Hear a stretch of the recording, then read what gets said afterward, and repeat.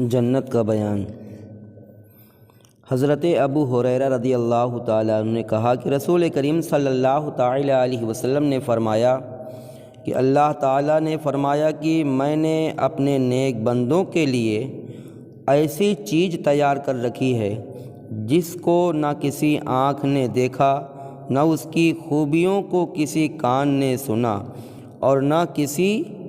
دل پر اس کی ماہیت کا خیال گزرا۔ اور میرے آقا فرماتے ہیں، بخاری شریف، ترمذی اور دارمی مشکات کی حدیث پاک، کہ حضرت بریدہ رضی اللہ تعالیٰ عنہ نے کہا کہ سرکار اقدس صلی اللہ علیہ وسلم نے فرمایا، کل قیامت کے دن 120 صفحے لگیں گی، تو 80 صف ہماری امتیوں کے ہوں گے، 80 صف ہمارے امتیوں کے صف ہوں گے، اور 40 صفحے دوسرے انبیاء کرام کی صفحے ہوں گی۔ حضرت ابو ہریرہ رضی اللہ تعالیٰ عنہ سے روایت ہے کہ رسول کریم صلی اللہ علیہ وسلم نے فرمایا کہ پکارنے والا پکار کر کہے گا، اے جنت والوں، تم تندرست رہو گے، کبھی بیمار نہ ہوگے،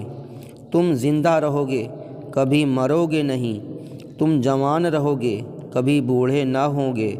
اور تم آرام سے رہو گے، کبھی محنت و مشقت نہ اٹھاؤ گے۔ تو جنت میں یہ سب نعمتیں ہیں۔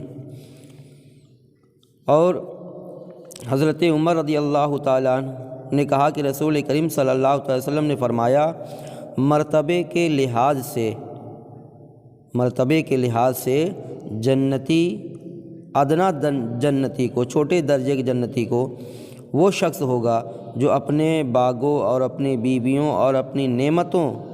اپنی خدمت گاروں اور اپنی آرام گاہوں کو 1000 سال کی دوری کے اندر پھیلا ہوا دیکھے گا۔ اللہ تعالیٰ کے نزدیک سب سے بڑے مرتبے کا جنتی وہ شخص ہوگا جو صبح و شام دیدار الہی سے مشرف ہوگا۔ اس کے بعد حضور نے یہ آیت کریمہ فرمائی، وجوہ یومئذ ناظرہ الی ربہا ناظرہ، سورہ لقمان 29 پارہ، یعنی اس روز بہت سے چہرے اپنے پروردگار کے دیدار سے تر و تازہ اور خوشم خرہ ہوں گے۔ تو جنتیوں کو جنت میں ہر قسم کے لذیذ میوے اور کھانے ملیں گے، جو چاہیں گے فوراً ان کے سامنے موجود ہوگا، اور اگر کسی پرندے کا گوشت کھانے کو جی چاہے گا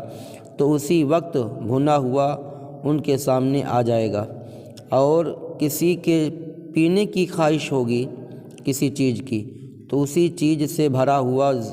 فوراً کوزہ یعنی پیالے میں فوراً ہاتھ میں آ جائے گا۔ ادنا جنتی کے لیے 80,000 خادم، 72 بیویاں ہوں گی، اور ان کے ایسے تاج ملیں گے